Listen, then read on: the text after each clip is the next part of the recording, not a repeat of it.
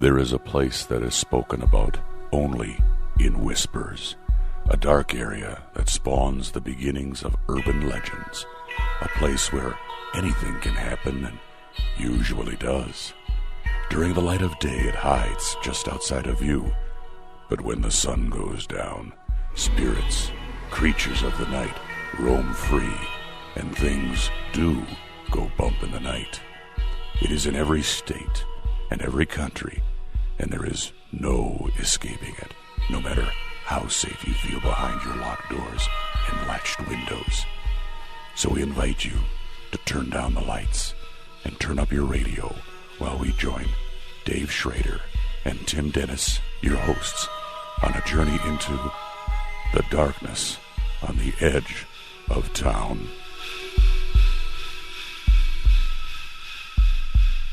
Good evening. Welcome to the best in paranormal talk radio. This is Beyond the Darkness, your new home for the best in paranormal talk radio 5 days a week, Monday through Friday. You can find us here on Podcast One as part of the Jericho Network. Well, ladies and gentlemen, we're going to introduce you to a segment that we did on Darkness Radio for a number of years, and we'll be bringing it back from time to time here on Beyond the Darkness. We like to call this Supernatural News and Parashare, where we've culled together stories from around the world, news stories dealing with different aspects of the supernatural and the paranormal. And we're going to read some of your personal encounters a little later on in the show. Unlike Theater of the Mind, there is no sound effects. There's no special effects. I won't be overly dramatic when I read it. It's just good old-fashioned me reading stories.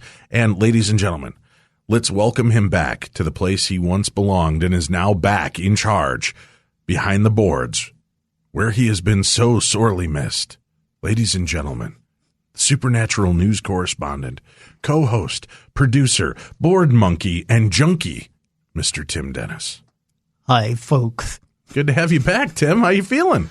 I'm alive. Well, that's good. Mm-hmm. People were worried about you. I was worried about me. Were you? Yeah. Yeah. You sound a little different. I do sound a little different, yeah. So let's attack the white elephant in the room and just get it over with. There's white elephant gifts? Fact of the matter is, had a little oral surgery. I punched him really hard in the mouth. He was not bringing my sandwiches the way I like them. Yeah, And I'm sorry, sir. I gave him a quick shot to the old jaw. Didn't Pow. mean to do that. Knocked out a couple of teeth, and we fixed him though. No, he's got his new mouth. I got some new teethers. Some new teethers. I'm getting used to. Yeah, it's going to take a little bit, right? Yeah. All right. Yeah.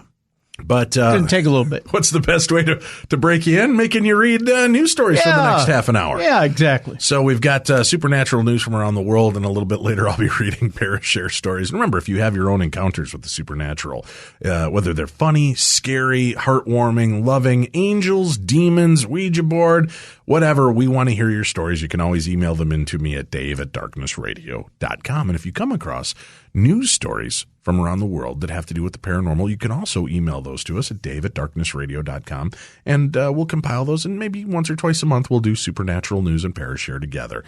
Let's take a quick look, shall we, Tim, at the rest of this week? Sure. Tomorrow, Seth Breedlove will join us. We'll talk about the Mothman of Point Pleasant. Many people have been fascinated with the Mothman prophecies and the story of the cryptid known as Mothman. We're going to hear a little bit from a documentarian who's working right now on putting together a documentary regarding this, and has new footage, new interviews, and some new insights on the story. Seth Breedlove will join us tomorrow. On Wednesday, Sean Wickens is a comedian, Tim, and he's a New York City-based comedian, and his new book examines popular conspiracies and finds the weirder silver linings behind them.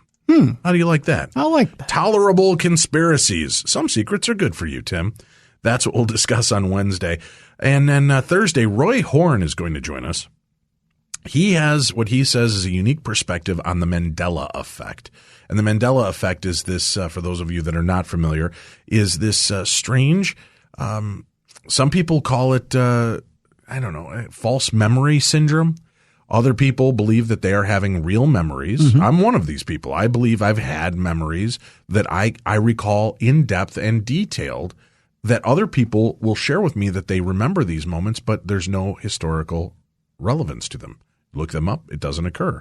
Like what? Well, the Kirk Douglas death.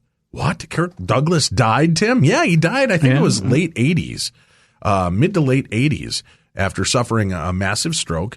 I believe it wasn't even a month or two later, he died of a massive heart attack. And I remember that vividly, as do many of our listeners. However, we know that in 2016, he just had his 100th birthday. Right. So Kirk Douglas is still alive, wrote a book called Stroke of Luck that talks about his life after the stroke that he co-wrote, I think, with Michael Douglas. And we talk about that. We're going to be discussing other strange false memories and what could be making this happen with Roy Horn. That's on Thursday. Friday, we wrap up the week with an in-depth look and profile of the Ouija board, Tim. All right, now, for newer listeners, are you a person that subscribes to the idea that Ouija boards are evil and can open up portals to dangerous things? You know. No, that's why I asked you. I see what you did there. Yeah, see? I really do believe in intent and fear. And with anything, whether it be a K2 meter or anything that you're, I shouldn't say K2 meter because you're not directly involved with a K2 meter. Well, you but kind of are. I think people influence K2 meters and electronic devices when they're focused on it enough. Right. But with anything that you're, I guess any divination tool, if you truly had the intent of going out looking for something big and bad, you'll find something big and bad. And I just think that's the way it is. I think that with the Ouija board, if you sit down in front of it and you think something big and bad is coming through it, well, you may just find what you're looking for. Yeah. Well, we're going to talk with Ouija board historian Bob Murch. And Bob has been collecting, he's kind of the librarian of some of the most freaky and chilling stories of Ouija board. So we're going to talk with him about some of those stories and some of the insights on Ouija. And he's been a friend and a guest of our show and Coast to Coast for years. But he's got some newer stories that we have not covered together before. He is going to chat with us about that, and he also is going to be supplying us our Theater of the Mind story this week, Tim. All right. And it's a good one, so you'll want to check that out. Then, for the remainder of the show, Dr. Michael Shermer is coming back. He's from Skeptic Magazine and one of our favorite guests. I love his mind, and I really like how he can shed light on different aspects of humanity and why we believe the things we believe. So we're going to find out about Ouija board. And from the scientific perspective, things that have intrigued me about it is not so much the board and the idea that we're communicating with spirits. Right. It's some of the things that have happened afterwards. People have developed addictions to these boards and communication, and they will get raised welts. They'll have other issues. If that's not paranormal in nature, what is it, and how can we cause that to ourselves? We'll talk with Dr. Shermer about that on Friday. And guess what's coming next week, Tim? What's next week? Dark Waters is rising. Oh, nice. Yeah, our good friend Dark Waters is going to be here sharing some of the freakiest paranormal stories he's been able to collect since our last visit. So we'll be talking with Dark Waters sometime next week. All right, let's get started, shall we, Tim? Supernatural news time. Where will we begin tonight's journey? A phone booth in Japan, Dave, where there is no Superman. There is no Superman? No, it's just where you can call the dead. Well, that's pretty Superman. Well, see what I did there? That's pretty Superman. It's like it's a pun, a play on words. I took the theme you brought. Yeah, and yeah. All right. So what's going on? You can talk to the dead at a phone booth in Japan? Yes, you can. In or China. Did you say China? No, I said Japan. Okay. Yeah. I wasn't sure. Yeah. Thought maybe I was having a Mandela moment. No. Turns out it's just a senior moment. That's what it was. All right. So a phone booth in Japan. Yes. In 2011, an earthquake and tsunami tore through Japan. Almost 16,000 people died during the natural disaster, and many communities across the country still have not recovered. But one coastal Japanese town is dealing with its grief in a unique way, a white telephone booth with glass panels. Pardon me. It's easy for you to say. No, it's not. Say, everybody, listen to Tim. The phone booth, which only has a disconnected rotary phone inside, has become a popular destination for residents who are still dealing with grief. It sits atop a grassy hill in Otsuchi, overlooking, or it could be Atsuchi, overlooking the Pacific Ocean. Atsuchi is a town that was decimated in the disaster. The entire area caved in within 30 minutes, and 10% of the town's population was killed. 10%? 10%. Wow. But 1 year before the disaster, Itaro Sasaki installed the phone booth in his garden to help himself move past the death of his cousin. Because my thoughts couldn't be relayed over a regular phone line, Sasaki told This American Life in September. I wanted them to be carried on the wind. Where's his quote? The booth has since become the wind phone and has become a sort of pilgrimage for those dealing with the death of a loved one. In the 3 years after the disaster, the booth received over 10,000 visitors, according to local reports. Some come to make one special phone call. Others are regular visitors who dial up deceased loved ones and fill them in. In the years since it became a pilgrimage point, the Wind Phone has been the center of both a TV documentary and an NPR special report. For those who wish to visit, Otsuchi is accessible from Tokyo by either high-speed rail or even a 7-hour car ride, which I will not be taking. No. The phone booth is located on a hill just outside the city. And is that hill outdoors? Probably, yeah, yes. I'm not going to do that. I'm not going to go out of doors to talk to a phone booth where there's nothing there. But you can change into Superman. You know, there is some closure to that. I've found myself calling my mom's cell phone a few times since she passed. Yeah. Just to hear the voicemail, just to leave a message. And sometimes I feel ridiculous doing it, and other times it's just like, I need to talk. And, sometimes you feel stupid talking to the air. So I can, if it's a healing thing, God bless them. That's a great point. That's right. All right. Where will we go next, Tim? The following is an audio daily double. Really? We go to North Dakota, our state to the west. Really? North and west, We're going to North Dakota? What did I do wrong? North Dakota. This is what we used to call summer punishment when I was a kid. Was it? Having to go to North Dakota? Yes. Yeah. I remember as a kid, I had a friend who every summer his family would go to North Dakota. Mm-hmm. And I used to say, what did you do wrong that you had to go to North Dakota? And he said, there's nothing there, Tim. All that's there is like a bunch of land and a Dairy Queen. And I thought, that sounds all right. I know, right? Yeah. I thought, what's so bad about that? Yeah. There's a Dairy Queen. Yep. But everything's better with Dairy Queen. I know, right? But now we're going to get. We could always use a new corporate sponsor, DQ. Wink. And dilly bars. Yes. Wink. So please send your North Dakota hate mail to dave@darknessradio.com. So we go to North Dakota, where a man says I don't think they have the internet there yet, Tim. Oh, that's true. They don't. Send your smoke signals to dave@darknessradio.com or just shoot some oil over this way, one or the other. Wow, yeah. It's a big oil, place. Yeah. A North Dakota man says he has tracked Bigfoot after reported sighting.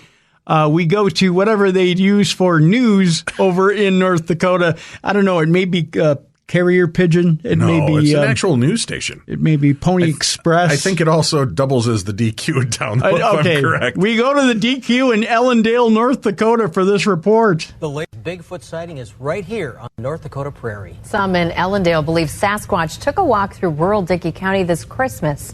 WDAY 6 reporter Catherine Ross tells us how one man tracked the animal and the evidence he says can't be made up. It's the kind of folklore you see in grainy photos and hear in campfire stories. It's a Bigfoot, Sasquatch, Gigantopithecus, whatever you want to call him. But what about rural North Dakota? He's a real animal. He's here. I want people to know. Christopher Bauer is an experienced trapper near Ellendale. Picked up the trail down that way But a Christmas Day track is more extraordinary than the outdoorsman has ever seen. And then crossed the highway here. And then made his way to the hills out there, I think. Bauer started on the trail after a family friend spotted something alarming through her kitchen window. She described him as a large, hairy, ugly monster. And I guess that kind of describes if a Sasquatch is looking through the window at you. That monster left miles of tracks. 18 by 8-inch footprints like this. He has a 4-foot stride, and when he hits, he makes a very deep, large impression. Bauer says he tracked hundreds of footprints for more than 7 miles here. That's when he says Bigfoot disappeared into the hills. 2 places where he kicked up the snow and reached down and picked up either a mouse or a vole or something like that. Bauer knows many people won't believe what he found, but he says the tracks are too perfect to be a hoax. He hopes someone will get video evidence of the mysterious creature, but he also hopes to find that proof without any harm coming to Bigfoot. The truth is out there. It's there. I know he is. I tracked him. Reporting in Dickey County, Catherine Ross, WDAY 6 News. So there you go. Evidently, Dickey County? Yeah, Dickey County. Evidently, he just Bigfoot. He'll be lumbering along, and he'll just pick up a mouse or a vole for a snack. Oh, when you're hungry, Tim. Like popcorn chicken. Oh, there's nothing better than a mouse or a vole. What's a vole? A vole? Isn't that one of the Tennessee team? Tennessee That's voles. The Volunteers. Don't Isn't they have voles on the side I don't know. of their? What's a vole? Is it like a mouse? Is it like a mole? Yeah. Is it like a victimized mole? A Yes, vole? it is. Yes, it's a that makes victimized sense. mole. Yeah. All right. Yeah, that's exactly what Or is it a vegan mole? It's a vegan mole. Yeah, You got it. You know, the rest of us would call it a pine cone, but to Right. Bigfoot, it's a vole. Right, right. And that is exactly what they only eat: pine needles and Dairy Queen. Ooh. Yeah. Ooh, I would not want to pass a pine needle. I wouldn't want to pass the Dairy Queen along with it either. You How would never, like you to never pass a Dairy Queen. Thank you, everybody. Thank you. I never have. I always stop. Lactose. It's good to have you back. A lactose intolerant vole. Think about that for a minute. Lactose intolerant Bigfoot. That's what I'm worried about. Oh my! Man, that's a big brew right You there. would always find a scat. That's Yep. for sure. All right, in Dickey County. In Dickey County, North All Dakota. right. North Dakota. Yeah. Yeah. All right. Where else are we going to go in the world of strange and supernatural news? Well, I have exclusive haunted museum news. What? Yes. Ladies and gentlemen, breaking news. Let me get out my toolkit. I need to fix it. Yeah. Yeah. All right. Zach Baggins is going to display one of the most dangerous paranormal possessions in the world. And it's in his pants. What? No, I'm kidding. It's not. Come on. I've always wanted to use that line. Really? Yeah, but now I did. Yeah. Good job. It's not going to get me any brownie points, is it? Nope, not at all. All right. Excited about visiting Zach Baggins' Haunted Museum when it opens? Uh-huh. Okay. Well, of course he is. The latest story, though, this latest addition to Zach's House of Madness. Right. I'm quoting the article here. Right. Well, it's going to be up to you whether or not you take your chances and take a look. Zach has just informed this person who wrote this article exclusively that he's now in possession of the famous Peggy the Doll. Not Peggy the Doll. Peggy the Doll, Dave. Wow. What the hell's Peggy the Doll? Oh, keep reading. You'll find out. Yeah. Which he obtained from its previous owner, Jane Harris from England. Mm-hmm. Take a good long look at the picture of Peggy the Doll first. Yeah, you like it. You like what you That see. one right there. Yeah. Oh. Image edited for my protection. Uh-huh. Exactly. But you just look at it anyway. It's ribbed, though. Mm-hmm. What does it say? It says image edited for your protection. Uh-huh.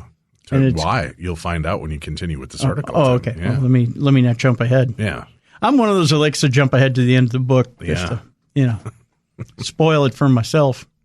Let's see here. Okay, so it was obtained from its previous owner, Jane Harris from England, featured on an episode of his series Deadly Possessions. Peggy is not for the faint of heart.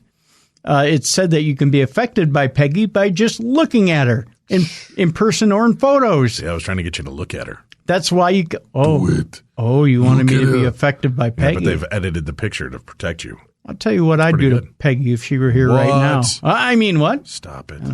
Is she inflatable? No. Oh. She's creepy. Okay. As a result, Deadly Possessions aired the episode with a disclaimer for viewers, a first for both the show and the paranormal in general. Peggy the Doll has a long and storied paranormal history.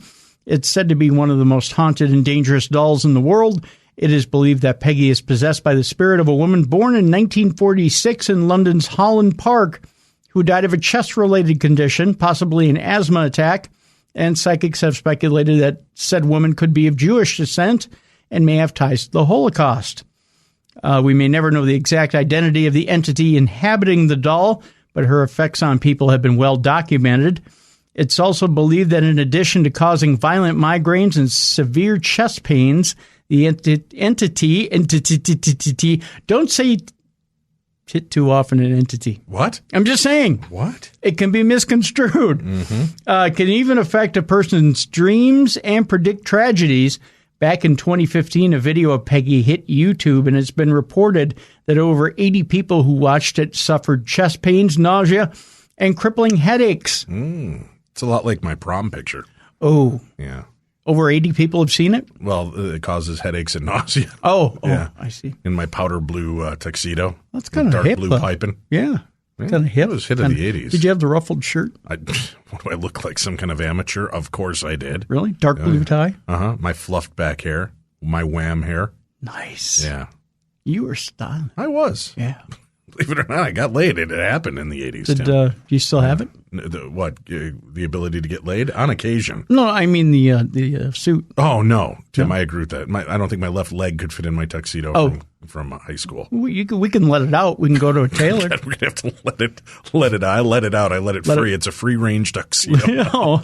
You let it free back into the wild? Get away! Stupid suit! I never liked you anyways. Where was I? Oh, yes. This is something that, no matter what you believe, should not be trifled with. Not Right. Dave's suit, but Peggy the doll. Right. I was very skeptical of his claim until the doll caused very terrifying activity during our filming, including manifestation of flies, camera problems, negative mental effects on me, poltergeist activity, said Baggins. Peggy the doll will be displayed at the Haunted Museum because why not go take a look at her yourself? Right. But releases will have to be signed should visitors want to see her. He added, I've met many haunted dolls, including Robert the doll and Harold the doll. Funny, they don't have last names, I think to protect their I anonymity. think the last name is the doll. Oh. Yeah. But none have ever affected me as bad as Peggy the doll. Mm-hmm. See? Maybe she's got a little savoir-faire. We are family. When we were filming with her on Deadly Possessions, flies manifested out of nowhere and swarmed me, and then I had a dark energy overcome me, said Baggins. I interviewed a woman who told me while crying she suffered a heart attack within seconds of looking at her, and there was no doubting her.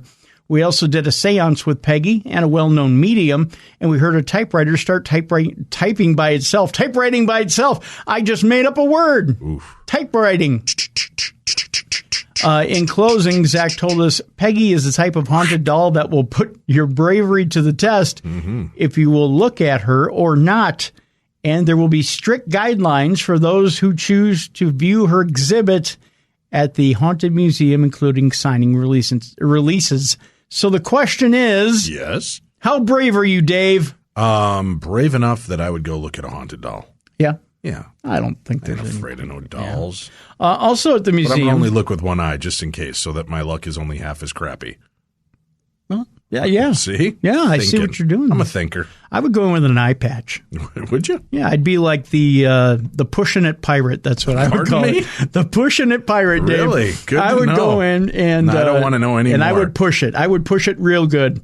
I would just go up to that doll and push it. I'd say, I'm pushing it. Push it. I'm pushing it right here, Peggy. That's what I would say. Along with other things in the museum, you can see Michael Jackson's death scene chair, Ed Gein's cauldron, Dr. Jack Kevorkian's van, and a throng of working antique mechanical dolls. Do you think Kevorkian had a hard time getting any in that van? I hear there was candy and a puppy.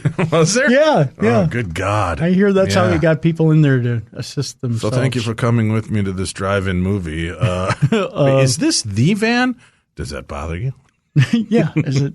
Yeah. The chairs are comfortable. Would you like some Topafol with your popcorn? Feel free to strap yourself That's in. creepy. He owns a cauldron from Ed Gein. Yeah. He owns the death chair of Michael Jackson. It's the chair that was right next. It's got like makeup on the wings. Yeah. From when Michael would sit there and nod off. Yeah. I guess that's where Conrad Murray would give him his shots of Propofol, right? No, Propofol is. I think you're right. Propofol. Yeah. Yeah. So that's kind of weird. Yeah. I mean, will I go? Of course. Yeah. Because I love seeing weird stuff. Of course. As soon as they open it, we're just waiting to hear the big announcement of when it'll be open. Right. All right. What else have you got for me? Well, it says here a bizarre footage of multiple UFOs hovering near the Mexican border. I'm not seeing much news underneath it. Just that a video was uploaded to Instagram showing a fleet of UFO flashing lights near the Mexican border, and it went missing. And then re-uploaded to paranormal blog site Secure Team. But there's a video here. I could play it. Really? I thought there was a story that went with it. Did you scroll down? Is there anything below there? Nothing. Pictures. Oh, sorry. I sent you that without it. Lots of pretty pictures. Oh, picky. Yeah. Well, take a look at the video. Is there audio with it? Pictures. There is audio with it. I did see a little bit of it earlier. Let's play a little bit for the people, shall we? Sure. Here they're looking up into the sky. I'll do play-by-play. Uh-huh. There's a flag flying in the background, obviously telling us it's Mexico. Do you see anything in the sky? I see besides clouds? gray skies. I see clouds of gray. And people looking up. Uh-huh. They haven't quite got the camera angle on the seal yet. No. Okay, now they look. Okay, now I see 4 what look like lights in the sky. Okay. Right? Uh-huh. People are like, oh. Is that what they're like? That was it. So did you saw the lights in the sky? I did, yeah. I saw the 4 lights. All right. Yeah. Did they look UFO-ish? Looked like it could have been 4 street lights for all I know. All But right. yeah, but they could have been. How dare give you them, question our neighbors to the west? Well, listen, here's the deal. Oh, God. An explanation. If you're going to be on the North Dakota-Mexican border, Yes. you gotta on a Mexican radio. you gotta keep your head about you Yeah. when looking at stuff like that. Yeah. Because you never know. It could just be the lights from the Sears parking lot. Could be. That's all it could be. Or Kohl's. Or Could be Kohl's. Could be the lights from the Kohl's parking lot. Yep. All right. yeah. Where else are we going to go? We are going to talk about a paranormal investigator who got some spooky footage showing a Wakefield ghost. I take it this is in England, Dave. Is it? Yeah. Okay. I'm going to be there this year. September 2017. It's Darkness Radio's British Invasion. Really? Yeah. I'm going to go with anywhere from 30 to 40 of our listeners. Are you going to show up in Liverpool? Yeah. Yeah. Yeah. With a guitar? Actually, I'm going a couple days early with a few friends. Okay. And we're going to follow the Beatles trail. Ah. I'm going to see if I can catch me a Beatle. Oh. Mm-hmm. What are you going to do once you have them? I don't know. I'm Ransom them? I'm bringing a Nehru jacket to try to lure them out. A Nehru jacket.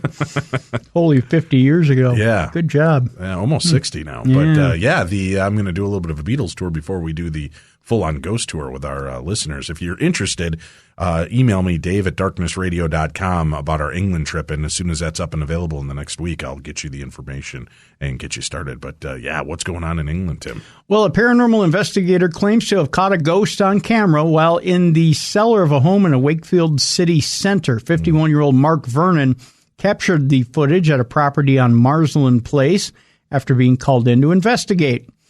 He said there had been some strange noises coming in from the cellar. The lady who lived there couldn't understand what was happening. I can detect paranormal things, and as soon as I arrived, I knew something was down there. Down where? I spent some time sat in the corner, he said, waiting and watching. You see me get up and walk towards the camera, and as I was going to replace the batteries, and the ghost comes out from the wall behind me. It's quite impressive what I got on film. Whatever it was quite big and fast. Kind of like O.J. Simpson. What? Well, he was big and fast back in the day, Dave, when he was still too soon. running for the Buffalo Bills. Too soon. All right. But I'm glad I didn't see it. I wouldn't want to he said I wouldn't want to bump into it on my own. Well, who would? Mr. Vernon said he also heard footsteps, rustling noises, and had caught various orbs on film while carrying out work at the house. He said he had researched the property and believes the home was partly built on a graveyard, which would explain the strange happenings. And, of course, the video, which you can't see because it's a podcast, was supplied by Mr. Vernon. So thank you, Mr. Vernon. Thank you, Mr. Vernon. For your video. Yeah. Just figured I'd thank him. Nobody ever thanks Mr. Vernon for his video. Have you seen it? I mean, it does look like there's something big. Yeah. That, like a mist-like figure that rushes the camera. Yeah. Why don't you put it up on your Facebook page, Tim? Put it up on my Facebook page? Yeah, so people can see it. They can go check out your Facebook page and friend you there. I normally reserve that for creepy stuff other than ghost stuff. Well, just let people come see it. I got a picture of me shaving my back on my that's not a good, Facebook page. Is that not a good terrifying. thing? No, that's horrifying. Okay. All right, what else have you got for us? Well, we all love the paranormal comedies, Dave. We do? Every single one that comes out is hilarious. Mm-hmm.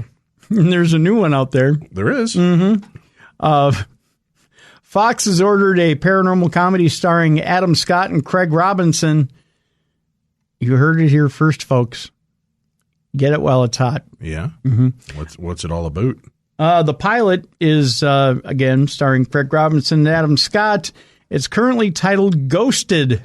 The single-camera series would follow a cynical skeptic, Robinson, and a genius true believer in the paranormal, played by Adam Scott, are recruited by the Bureau Underground to look into the rampant, unexplained activity in Los Angeles, all while uncovering a larger mystery that could threaten the existence of the human race. Robinson and Scott will serve as executive producers on the project, along with Naomi Scott. Ole Obst, which is the best name I could read all night, and Mark Schulman.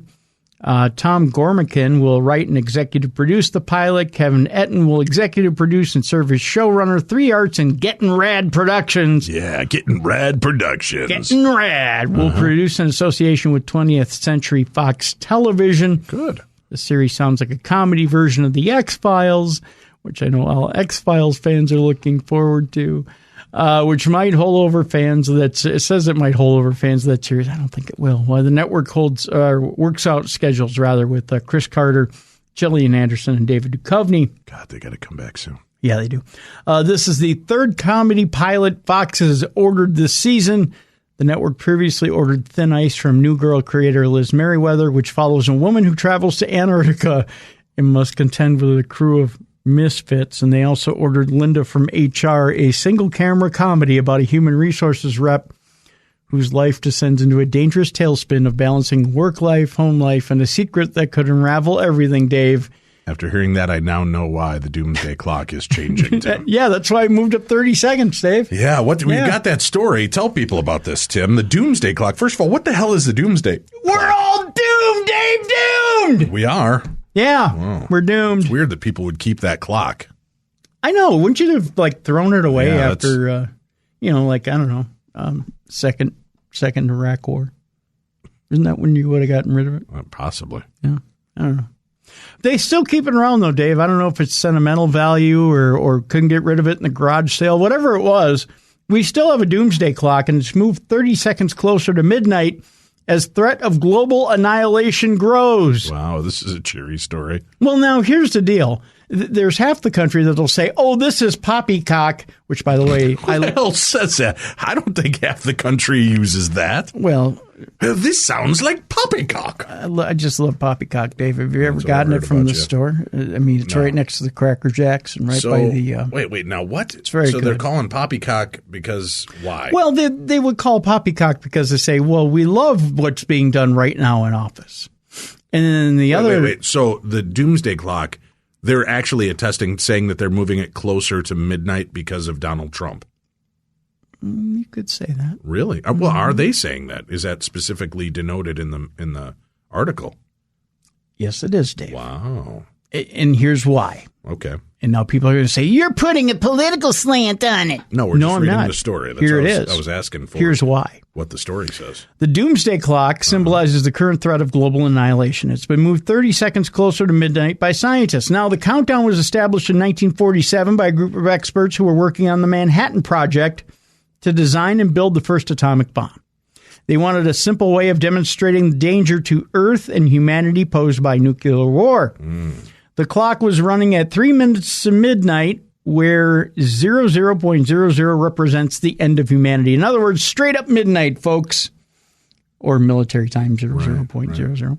But the bulletin of the atomic scientists moved it forward by 30 seconds on Thursday, just 30 seconds away from the closest it has been to the apocalypse since 1953, when the U.S. took the decision to upgrade its nuclear arsenal with the hydrogen bomb. The doomsday clock now not only takes into account the likelihood of nuclear Armageddon, but also other emerging threats such as climate change and advances in biotechnology and artificial intelligence, Dave. Doom, doom, doom, doom, doom. Right? Doom, doom, doom, doom, doom. In its statement... Doom, doom, doom, doom, doom. Although you'd think if artificial intelligence were really a fear, it would have moved the clock on its own. Thank you. Mic drop. Notice, Dave, they don't take zombie apocalypse into consideration. Because that's what's going to get us all. No. Yeah, that's it. Because it's not a real fear to the doomsday people. Whatever. I win the Twinkies. Mm-hmm. In a statement, the Bulletin's executive director, Rachel Bronson, said today's complex global environment is in need of deliberate and considered policy responses. It is ever more important that senior leaders across the globe calm rather than stoke tensions that could lead to war, either by accident or miscalculation. You do it by accident. Well. Is this the button to push for my lunch? Well, no! Oh, it's launch. Launch. Yeah. I don't know. How do you accidentally push yourselves closer to Armageddon? There are ways. Are you getting it? There are ways. On Sunday, the Bulletin posted a new article on its site warning that terrorism involving nuclear or radiological materials remains one of the gravest threats to humanity and to global stability. Damn it, I wanted to see the new Affleck Batman movie. Yeah, me too, kind of. Yeah. I mean, the script is kind of messed up according to what you hear. But if nuclear annihilation is right around the corner, I don't know where we're going to ever get that chance to see. Yeah, that's true. I'd rather see a messed up Batman movie than be annihilated. Yeah, well, there's that. Yeah. The scientists also warned of accidental, unauthorized, or inadvertent nuclear exchange between the United States and Russia, saying that the two countries had 800 warheads on high alert ready to launch. Sheesh. Mm-hmm.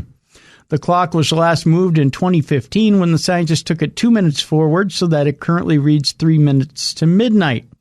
That sent a message that the Earth was closer to oblivion than any time since the early days of the hydrogen bomb testing in 1984 when U.S.-Soviet relations reached their iciest point in decades. How'd you like to have the job of the guy that has to keep moving it closer? Well, we're in the digital... You show up to work that day, you're working, all of a sudden you hear... Tim Dennis, please report to the giant clock. Or you're like, oh, crap. Well, look at this guy. Here's the poor soul who has to move the thing. I mean, it's still made out of cardboard. Sure. Like a sixth grade art project. Well, we're in a digital age. Shouldn't he be able to press a button? That's what I said. Well, no, because that's the whole deal. You don't want to go digital. If they're truly worried about AI, you don't want AI nudging that number. Oh, Skynet taking over the doomsday clock. Right. Doom, doom, doom, doom, doom. Right. Doom, doom, doom, see doom, what doom. you're doing there. I've come to stop the clock. I've come from Dickey County, North Dakota, to stop the clock. I just got Sasquatch down on the ground eating a vole. Things are getting horrible. Ooh, deep fried vole. You think they got that at the Hooters there in North Dakota? The Hooters? I don't think there's a Hooters in North Dakota, Tim. Probably a Knockers. It's probably a knockoff. The Knockers at no, North Dakota? Probably not. Last year, the clock's hands, which have moved forwards and backwards in different years over the past decades, remained unchanged. A statement accompanying the 2016 Doomsday Clock decision read, 3 minutes to midnight is too close. Far too close. Wow, I'm glad that they released that press release because I would not have figured out that 3 minutes to midnight and global annihilation is too close. Yeah, well, yeah. Yeah. I'd have thought, I still have 3 minutes. They said, we, the members of the Science and Security Board of the Bulletin of the Atomic Scientists, have a name that's way too long. Right. No, they said, are you really worried? Because in the last minute, we know Bruce Willis is going to cut the red wire and save us all. And Danny Glover's going to go, I'm too old for this shit. Yeah, and then save us from ourselves, really. Yeah. I mean, I know that. Yeah. So what are we all worried about? Doomsday Clock, schmuck. And then Liv Tyler goes on to live happily ever after with Ben Affleck, right? God. I would love to live happily ever after with Liv Tyler. Wouldn't we all? Or Ben Affleck, either one. Well, I'm not picky. Is he going to turn into Batman? I just want to be loved.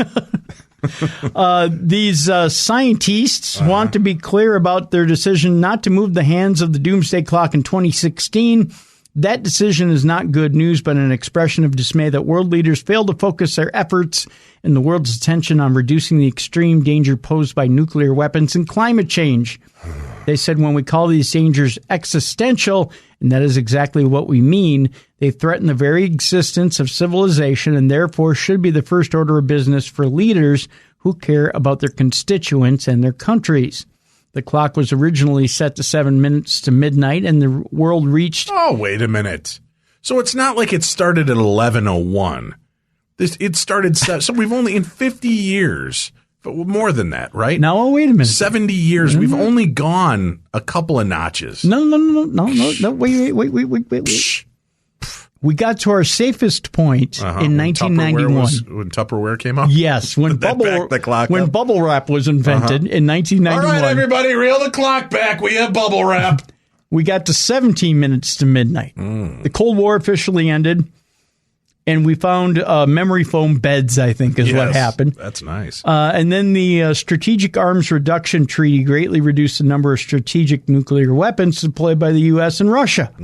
Therefore, we were at 17 minutes. Now we're at 2.5 minutes. Well, let's see. You had the death of George Michael. You had the death of Prince. You had the death of Glenn Frey.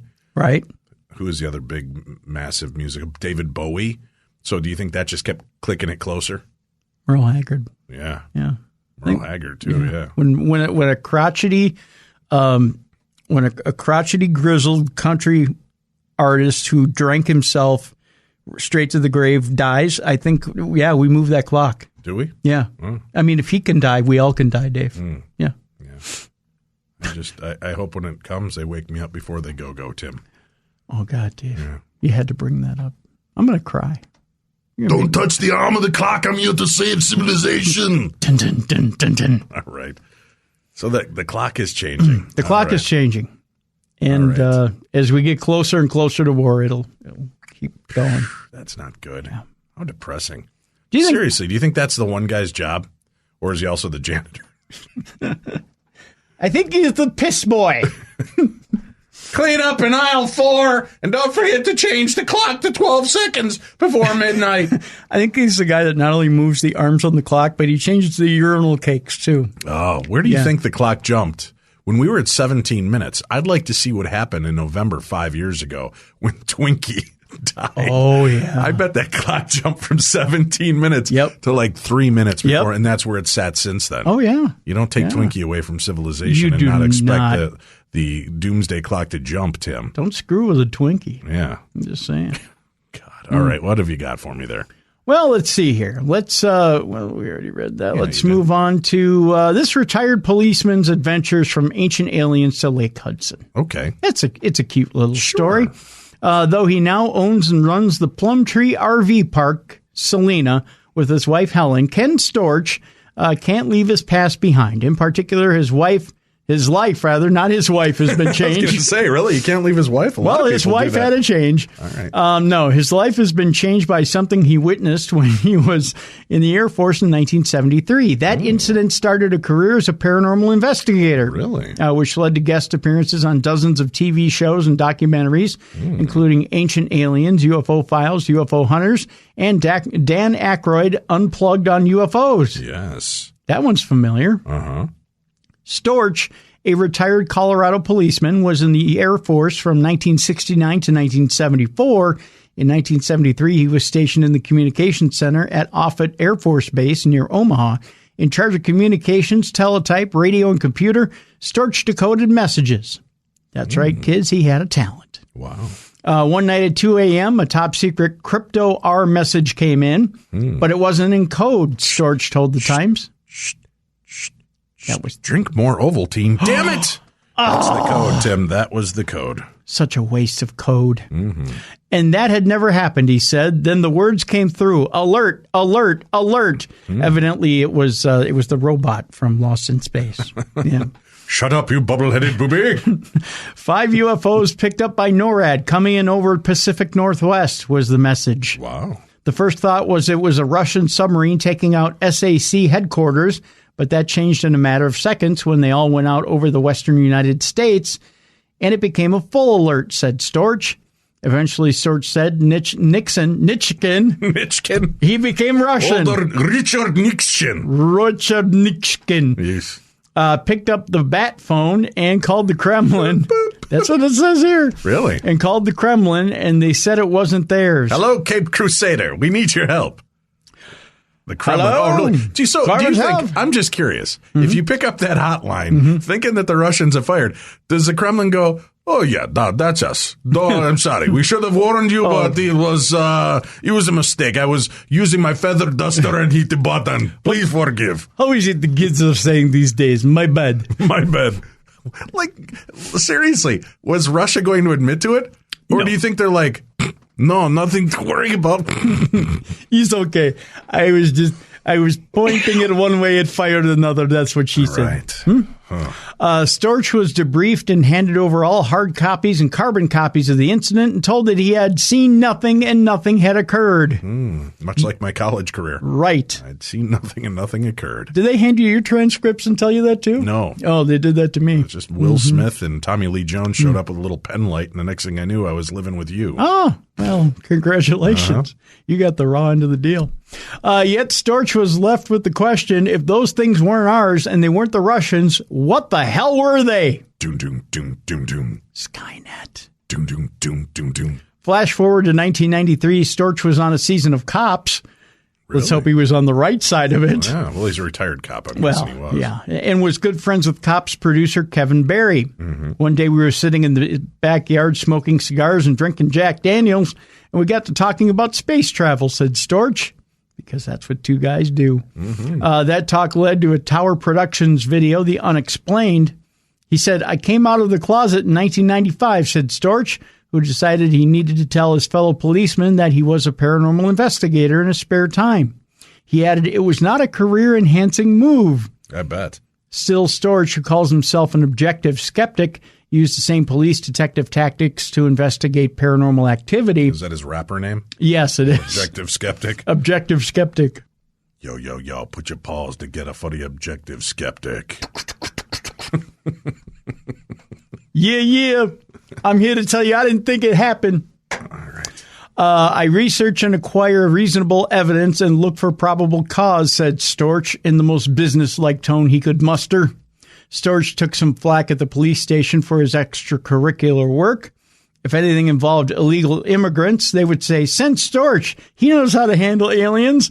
And then they'd laugh and they'd laugh. Oh, it's fun. It is fun. He also got a nice collection of tinfoil filling up his work locker. But the joking, I like these guys. I want to hang out with them. Yeah. They're pretty funny. But the joking didn't stop Storch from making videos, conference appearances, or guest appearances on numerous shows throughout the years, all while continuing to explore UFOs. In 2005, Storch retired from the Aurora Police Department, and he and his wife began looking for a change. They decided they wanted to buy an RV park and run it, as opposed to just staying in it. Their search took them through Colorado, Kansas, and Missouri before ending up in Oklahoma. They were passing through Salina after looking at an RV park on Grand Lake, and someone at the convenience store told them about Plumtree being for sale. Storch grew up in Chesterfield, Missouri, said they enjoy living in the area. He does not promote himself, but often does get recognized around town as, quote, that alien guy. And that's the name of that tune. All right, it's time to take a break, and when we come back, it's Parashare time here on Beyond the Darkness.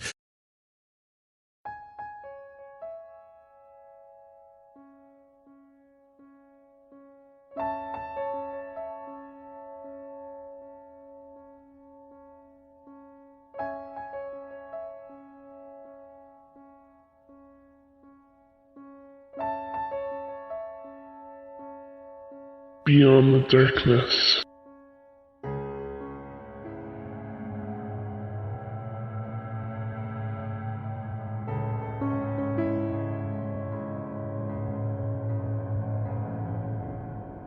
We're back here on Beyond the Darkness. It's time for Parashare. For those of you new to the show, this is the time for you to shine. We'll be looking at your emails and your own paranormal encounters that you care to share with us. So we're going to read those, share them, and you can always send your stories in to me at dave@darknessradio.com. Hi, Dave. Been listening to your show on 640 radio up here, about 30 miles east of Toronto in Canada. I think that's when I was doing Coast to Coast. Oh, yes. Yeah, I believe that's what they're talking about. I'm an ex-Toronto cop and have had lots of strange, scary, unexplainable, and also funny experiences in that capacity. This one, however, is personal, lasted about 5 seconds, and kind of blew my mind. Not scary blown, just wow. Did that really just happen? Going back about 30 years, I met my wife by introduction from her older sister, Edna, who I occasionally dated but was also a good friend of for about 2 years. Sad to say, about 6 months after I started dating my wife, Edna had an abscessed tooth pulled and it refused to heal. This apparently was a catalyst for a fast-moving form of cancer, which took her within about 6 weeks. She was only 32.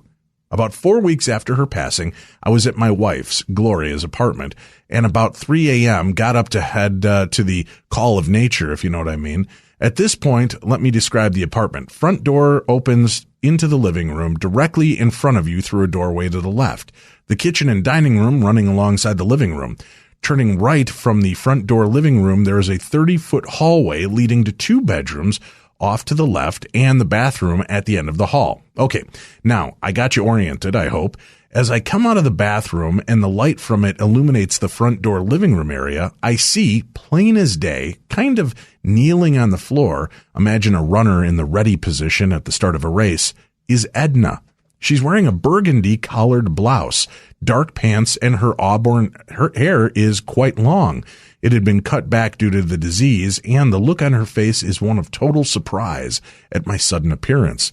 At this sight, I say something like, Jesus Christ, probably quite loudly, as Gloria, who has been lying awake in bed, waiting her turn, comes running out of the bedroom to see what's happening. Of course, by that time, her sister's gone. I am, to say the least, quite shaken. I explained to her what I saw, and then we go down the hall to investigate. Needless to say, there was no one there. But, cue the spooky music, lying on the floor where it had fallen off the buffet is a 5x10 framed picture of Edna, wearing the same outfit, hair worn long and smiling at us. Still gives me chills in retelling this tale. Thanks for listening. That comes from Tom McKee. Well, Tom, thank you for sharing your story. Wow. Yeah. Wow. That's something. Again, that kind of follows into the old who's haunting who. Yeah. Right? Was Edna tying her shoes, and all of a sudden she saw the appearance of what was a male ghost to her standing there? Yep. At some point in her history. Boy, it'd be great to know if she ever had a paranormal experience there. Yeah.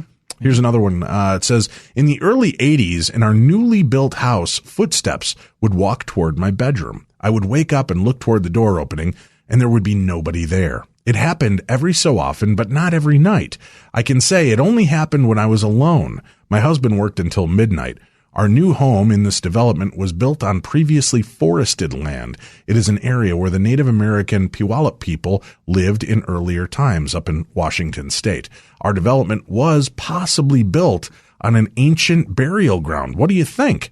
One night I heard the front door open downstairs. I heard all of my things my husband would do I heard all of the things my husband would do when he got home late at night after work, except he came home later and said he had not been there earlier. I believe him because he thought I was nuts when I said he had been there before. I heard dishes clanging, the refrigerator opening and closing, etc., and that comes from Dee Dee.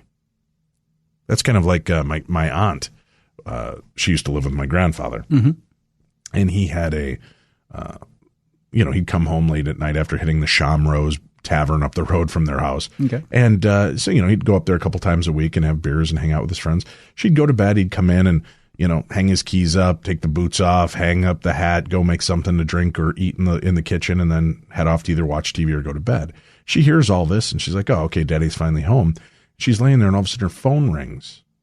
She reaches over and grabs the phone, and this is, late 60s, early 70s. There is no such thing as caller ID, and phones, Tim, were still tethered to the wall. What? It's true.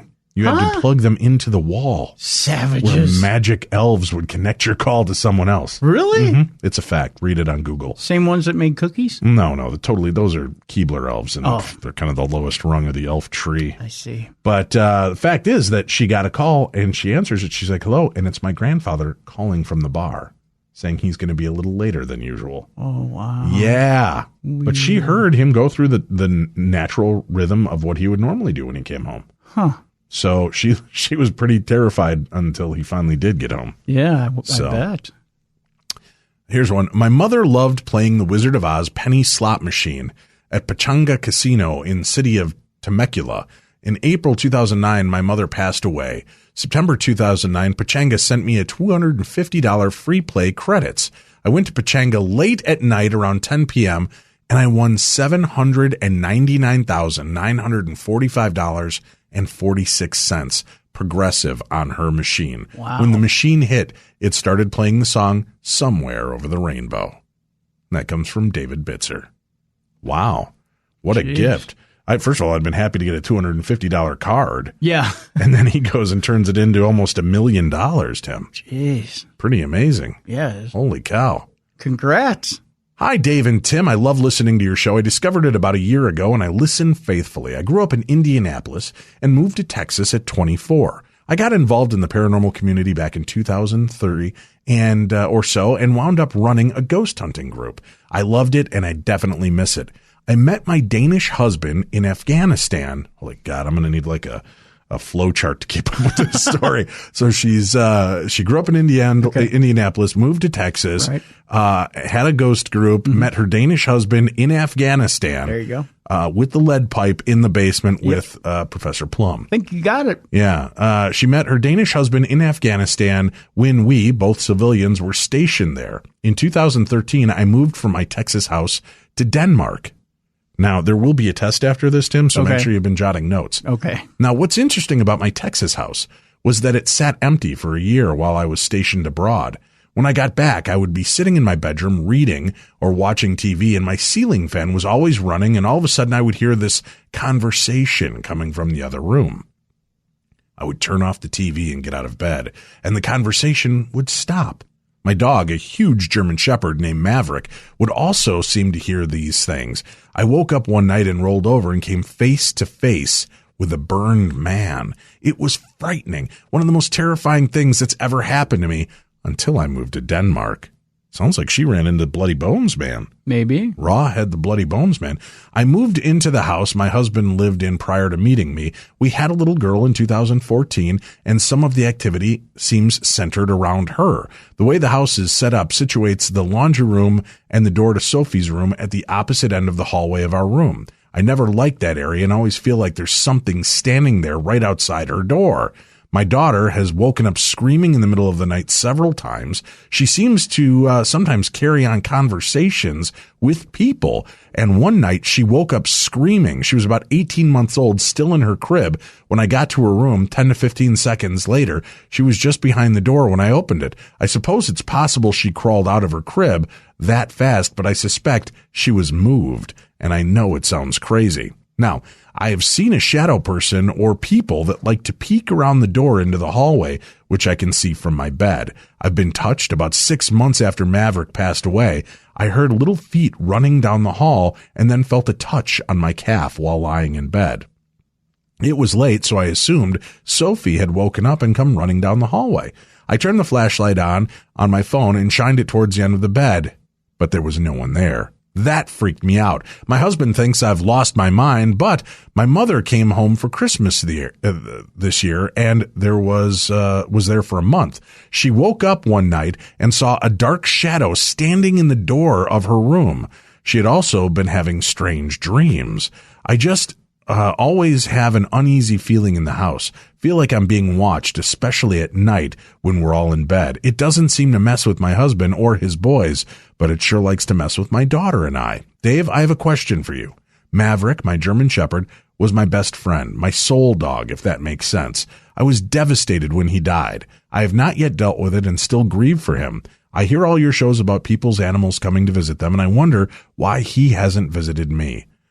Mav struggled before he died a bit. He had congestive heart failure, so it was hard for him to be comfortable when he was sleeping. So I would hear him get up in the middle of the night, and then, because he was a senior dog, he'd kind of throw himself down on the floor again because it wasn't so easy for him to get up and down. Occasionally, I think I hear him doing that, but he hasn't really visited me, not like others say their pets have. I'm just curious, why would that be? Making the choice to put him down was the hardest thing I've ever had to do. I will always say that I feel like his presence when he was alive kept at bay whatever was in the house. Again, I enjoy your shows and the banter between you and Tim. You guys always make me laugh. Sincerely, Kristen.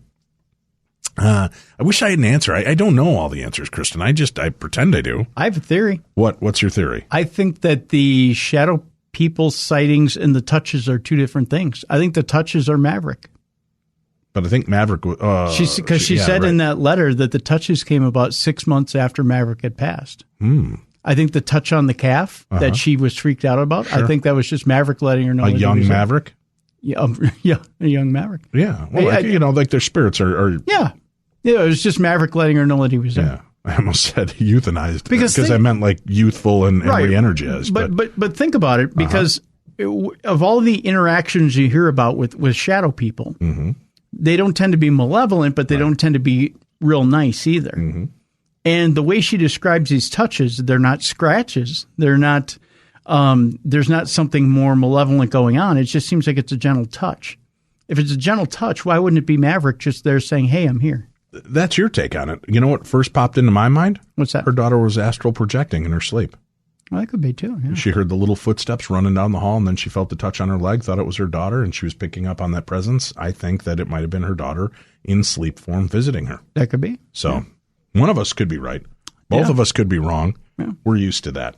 Yes. Yes, we are. Hi, Dave and Tim. Congrats on the launch of Beyond the Darkness. For all my life, I've grown up having many paranormal experiences, but none quite like this. This story I'm about to tell you still haunts me to this day and ranks as the most terrifying experience of my life. 9 years ago, I got in a rut that ended up having to move in with my parents for a few months. While staying there, I noticed some strange things happening around the house. Nothing too major, but creepy nonetheless.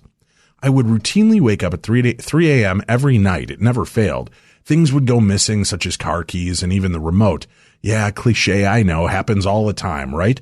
I figured I must be going crazy because there wasn't anything strange about losing keys on occasion. But when I was alone, I always felt a presence as if something was watching me. Well, back in the day, my mom used to own a Ouija board from the 70s. For years, it sat in my grandmother's stash of board games. I remember as a child that me and my cousins would always open it up and play around with it. I have a very vivid memory of the planchette going crazy and flying off the board numerous times, but we'd always blame it on the other player. Well, 9 years ago at my parents' house, they decided to go out for the weekend. I was getting more and more freaked out about what was going on at the house, and I decided I would calm my mind. How, you may ask? Well, by pulling my mom's old Ouija board from underneath her bed and opening it up. That's how. Well, this can't possibly go wrong, Tim. No, let's see. Not a great idea, I know, but I figured I'd played the Ouija by myself, and if it moved, then I'd know the board was legit, and so was the activity. If it didn't, I would know that whatever's going on in the house is just my imagination. So there I was, alone in my parents' bedroom. I placed my hands on the planchette and waited, focused on the planchette. 2 minutes or so passed, and I let my mind forget about everything but the planchette, and it moved. My heart skipped a beat. I tossed it to the box, and I remembered yelling, "Nope, that settles that." I threw the box back under the parents' bed and sat on the couch and watched TV until they got home. Anything to distract me and keep my mind off what just happened. Well, my parents eventually came home, and I felt kind of guilty that I'd used the board in the house. I may have been skeptical, but I knew that it wasn't a good idea to do it in the house. I was afraid I might have made things worse. Sure enough, my mom and stepdad go into their bedroom. Moments later, my mom comes out and sees me. "Oh my God," I said. "What, Mom? What's wrong?" She said, as soon as she went into the bedroom, the closet light flipped on. In my head, I was like, holy crap, no, not good. But I said instead, "Oh, wow, that's kind of creepy." Way to deflect and slowly walked away. Days passed. The closet light has been turning on by itself every time my parents walk into the bedroom. My mom starts saying the place is haunted, and my stepdad is blaming the light on an electrical issue. I'm still waking up at 3 a.m. every night. The TV in the living room has now started to turn itself on every night while we're sleeping. It starts to scare the ever-loving crap out of me. So I caved. I told my mom what I had done, and she was like, "Why the hell did you do that in the house?" I explained why, and she was not too happy. A week passes, and the activity is now sporadic. It was a beautiful and sunny Saturday, and I felt like sitting on the couch and watching a movie. This is the same TV that had been turning on by itself, a big, old-school 55-inch projection TV with the reflective screen. With it being so sunny, I could see the room's reflection on the screen as well as me sitting on the couch. It made it very hard to focus on the picture, especially when a dark scene came on, and that's what just happened. The movie I was watching came to a point where the picture was very dark, making everything in my living room show up more noticeably on screen. So I'm trying my best to focus on the picture, and that's when I noticed some motion in the reflection of the living room. I didn't focus on what it was, but it looked as if someone was sneaking up behind me. I laughed on the inside and thought it was my brother sneaking up to scare me. I still did not focus on the reflection. I thought it would be funny to grab his arm as he got closer, but he never did. The motion continued. That's when I focused on the reflection in the TV screen. I wanted to know what in the world my brother was doing behind the couch. That's when I saw it. It was a girl, probably around 13 years old, standing behind me. The torso of the body was rocking back and forth. The first thing I noticed was her dress. It was a white sundress with flowers printed on it. On the dress itself was mud, lots of it. She was covered head to toe in mud. My body tensed up and my hair raised up like you wouldn't believe. Then I looked at her face. My stomach sank and I began to hear my heartbeat. Her eyes were completely black. But what frightened me was most of her mouth. It was elongated, kind of like the Joker's, which had long, sharp teeth. She was smiling ear to ear, rocking back and forth. My heart began to pound and my chest began to hurt. I jumped up and ran straight into the kitchen where my mom was. She laughed at me when I explained what I'd seen. So I immediately proclaimed, "No, Mom, she was there. Oh my God."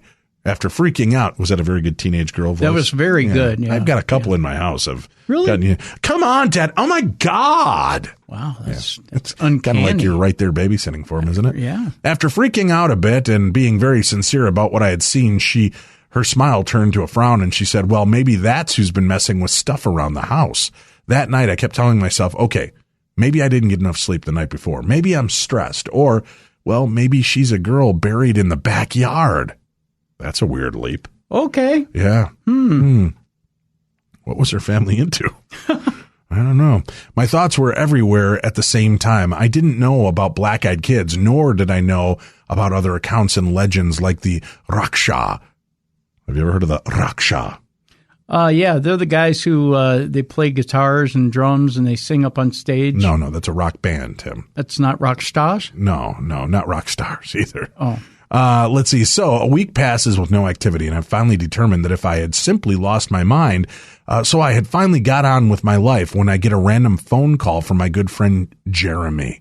Every day, Jeremy would drive past my parents' house on the way to work around 4 a.m. when it was still a bit dark outside. We'd always leave the porch light on, and he would always drive by and make sure no one was messing around outside. We lived a little ways off the road, so he always checked as he drove past. I said, "Hey, Jeremy, what's up?" He said, "Mike, who is that girl that you've got staying at your house?" So I did a teenage girl voice, and the guy's name is Mike writing this email to him. Sorry, Mike. Oh, my God, Mike. Dave. God. Jeez. I laughed and said, "My mom?" And he said, "No, the young girl." My heart sank yet again. I said, "There's no young girl." He said, "Well, every morning I've driven by this week, I've seen a young girl on your porch swing." I said, "Well, maybe it is my mom."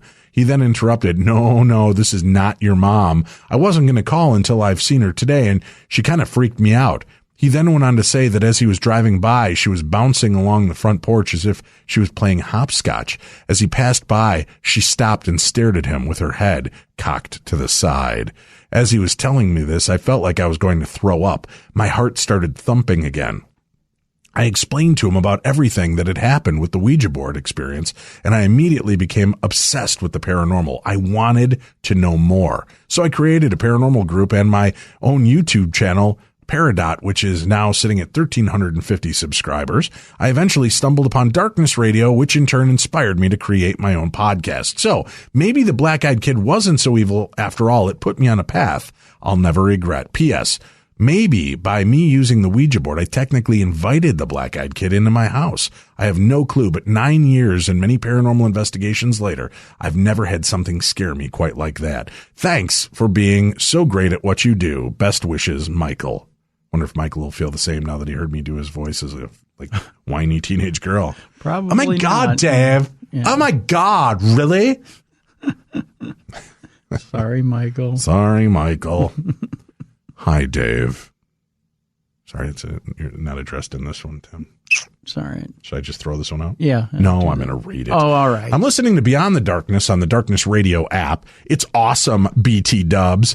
I have been a longtime listener to the Darkness Radio podcast and love you and Tim. See? Redemption. Redemption. Did you just make that up, though? No, I swear it's here. Maybe she wrote this while she knew you were out sick last week. Oh, Tim. that could be. That could be it. Let's just settle with that. All right. It's good to have you back, by the way. Thank you. All right. On the episode I'm listening to now, Beyond the Darkness, you told a story about seeing a shadow figure at Waverly Hills. I know there have been several reports there and have a story myself. Besides my husband and my best friend, I have never told anyone this story or any stories of the paranormal that have happened to me over the years, for that matter. I love the paranormal, but also approach things as a skeptic and never tell anyone my experiences for fear of getting that look. Figured I'd tell you this story, though. Back in 2009, me and my husband went to Waverly Hills on the way back from a road trip. Of course, I had to beg to get this location as my spouse thinks the idea of ghosts, etc. is nonsense, though he is pretty agreeable going on any of the tour if he finds the history of the location interesting. So we start out the tour in typical fashion, go to the room where they saw a short video presentation. After the video, we're broken up into two groups of around a dozen. Then we proceed on a nighttime tour that includes the body shoot. I'm taking pictures, etc. The tour guide is telling stories of each location. Then we go to the 4th floor, and the tour guide is saying things like, all you do is, do all of you see any shadow figures? Yada, yada. People are saying, oh, yeah. I'm thinking, yeah, whatever. During the tour, it was pitch dark except for the tour guide light. So I would figure in complete darkness, your eyes are adjusting and it would be pretty much easy for your eyes to play tricks on you, especially if it's being suggested for that effect. Now, in any event, after the tour, walking to my car, my husband asked me what I thought of the tour. I said it was good and glad we went there, except it was really annoying having that guy on my ass the entire 4th floor. My husband says, what guy? Well, when we went up to the 4th floor, some guy in the group was standing right behind me, really close the entire time we were there listening to the tour group, and even part of the time we walked around. I almost turned around and said, dude, some personal space, please. But I didn't want to be rude. My husband then said, are you being serious? I said, yeah. He said, I don't know how to tell you this, but you were the last person in our group. I said, no, there was a guy behind me. My spouse asked what the man looked like. I said, I don't know. He was around 5'10" or so, maybe a little bit taller, average build, I guess. I couldn't really make him out too much since it was so damn dark in there. He then says, Maria, you were the last person in the group. We walked the stairs to the floor, and right behind you walked into the hall. You said, thanks a lot for making me walk in last. Then it clicked. I remembered being annoyed with my husband because I'm 4'11", he's 6'3", and I thought, we're in a dark building, and you make me go after you? What a gentleman. I then shrieked, don't screw with me. There was a guy right behind me. Sort of an angel on my right side. He felt like he was hovering and was right next to me for most of that floor once we got into the hall. You were on my left. I felt like I had no space on both sides and was thinking this group isn't that big to be crowded for a stranger to be standing right next to me. He assured me that I was the last person, then replayed how the tour went and the order in which me and him were walking in relation to the group. To this day, I ask him, were you messing with me at Waverly Hills? To which he replies, no. When I think about it, I really don't know what to believe and what happened there, if anything. I replay the events from time to time. I know there was a shadow of a person next to me, just like any other person in the group. Though, I couldn't tell you exactly how he moved away from me. Just knowing my husband and the fact that he didn't laugh when he told me nobody was behind me, and honestly was looking at me like I was crazy when I told him, makes me believe that maybe somebody was there. Thanks, Dave, for listening. I follow you and Tim on social media. Love the show content. I'm Sister Mary Elephant on Twitter. Shh. And thanks for following back. Have a great week. Well, sorry, Sister Mary Elephant, your secret's out. People know how to find you now. Uh-oh. Yeah, you're going to get an onslaught of new followers. Isn't that exciting? All right. Hi, Dave. Sorry, Tim. Again, probably while you were out. Don't take this personally. Okay. Yeah. All right. Hi, Dave. I wanted to share a dream with you that I had last night. I've been listening to Beyond the Darkness on Podcast One. Yay! And I was a faithful listener of Darkness Radio. That's what she wrote in there, okay? Just so we're clear. Okay. And the Black Eyed Kids was featured on Beyond the Darkness, as you well know. So I think because I recently listened to these episodes, I had a dream with Black Eyed Kids. This one was my last dream early in the morning before I woke up, so it's still fresh in my memory. Plus, I kept replaying it over so I can share it with you. Here goes. In my dream, I was sort of gliding on a dark stretch of road going into my house. The road was different and seemed like a mile long. There were homes on either side of the road, but all were dark, wet, quiet. I can't tell what time it was, but I knew it was late. As I was going home, I kept seeing children. It didn't really strike me as odd until something triggered my memory of Black Eyed Kids. Then, as I looked closely, I noticed that the kids were in groups of 3, and each group were dressed the same. They had that ever-distinguishing feature, the all-black eyes. Some were same-aged, while others varied in ages.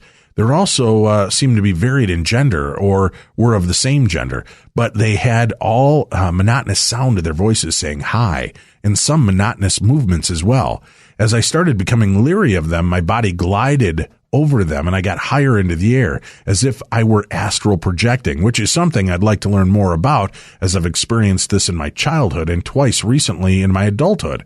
In my desire to get away from them, as I did this, a group of the oldest black-eyed kid trio started cursing at me and getting upset because I was not within their reach. My dream ended when my youngest crawled into bed with us, my husband and me, and woke me up. I couldn't shake the dream, as I've never dreamed with black-eyed kids before, nor have I ever experienced actually seeing them. I'm the one who would rather be safe than sorry and won't be caught out in the dead of night on my own. You know, avoid woods and all that. Well, I just wanted to share my dream with you, and I'm sure that it was my subconscious coming alive while I slept, replaying things I'd heard, or perhaps it was a warning to not be out late at night. Dreams do come with warnings. Have a great day. And that comes from Diane. Yeah, Diane, that's definitely something to be leery of. Mm-hmm. Going out of doors and black-eyed kids? Oh, yeah. Well, I'm out. Double play there. Yeah. Yeah. And, put me as an outie. Audi 500, Tim. Hey, Dave. First, I wanted to say that we're thinking of you with all the possible changes to the show to be announced. No matter what happens, we love you and will support you in any way we can. All right. Well, that's a very nice start to the email. This is a little bit older. This is before we made all the big changes. Yep. Anyway, here's my shadow person encounter. Telling you was spurred on by your Beyond the Darkness show on shadow people. Feel free to share on Parashare or Theater of the Mind if you so choose. I've seen shadow people a few times, but this one incident is the most prevalent in my mind and still gives me goops bumps. Goops bumps. Gives me the goops bumps. Ah, yeah. Let me try that again here. I've seen shadow people a few times, but this one incident is the most prevalent in my mind and still gives me goosebumps to this day. The encounter took place at the Eisenhower Farmhouse at Phenomenology 105 conference in Gettysburg, Pennsylvania, on the kids' ghost hunt, no less. The kids were doing EVP work throughout the house using shack hacks, and not much happened so far. When we then went into the basement, there was a large alcove area where all the kids and the leaders climbed into it and gathered in a circle. They were doing shack hack sessions and using the Ovilus device. I stood just outside the alcove with another gentleman. I'd been sitting too long and wanted to stand up. I looked toward the back side of the house, usually or casually awaiting the end of the hunt and looking forward to dinner. Then it happened. I saw something that I neither expected nor can explain away. Plainly visible, a shadow person slithered along the floor, through the light streaming in through the garage door windows. It reminded me very much of the way that Spider-Man crawls up the walls. It didn't seem to notice us and continued into the shadows closest to me. I've heard this manifestation of a shadow person often referred to as a creeper. A bit stunned, I heard the guy next to me drop his phone on the floor. I leaned over and asked if he saw something. He stammered. A shadow just crawled across the floor. When we got back to the hotel, I told a few others of my encounter. From what I was told, the farmhouse was being renovated to rent out, but the woman left in the middle of the job because they kept seeing the creeper in the basement. It was a heck of an experience and one that I will never forget. The paranormal can sneak up on you when you least expect it. Thanks for all your hard work on Darkness Radio and Beyond the Darkness. I am a proud member of the Army of Darkness, and that comes from our good friend Jeff Johnson. Now, here's something cool, Tim, because I can actually back up that story. Okay. When we were at that same conference, Jeff and I were stationed there during the big ghost hunt, Jeff Belanger and I. Right. And as the night was progressing and less people are coming because it's cold out and tired, we were down there with a few people, and they said, oh, let's go into this. And literally, you go down in this like basement, and there's like a cutout in the wall. So you kind of climb in, like it's a crawl space under there.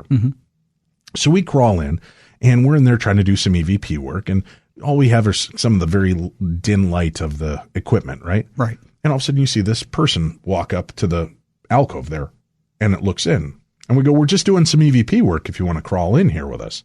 So it crawls into the room and goes and sits off to the side. We said, just be quiet so while we're doing the EVP work, there's no noise and we're not causing disturbances. And we kind of paused, waiting for some kind of response or for them to break out a piece of equipment.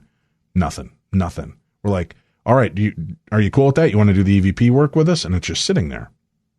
And it's not responding. And Jeff kind of shoots me this look because it's late at night. We're both a little tired and crabby and cold. And we're like, great, we got one of these in our group, right? We flashed the flashlight over there. There's nothing there.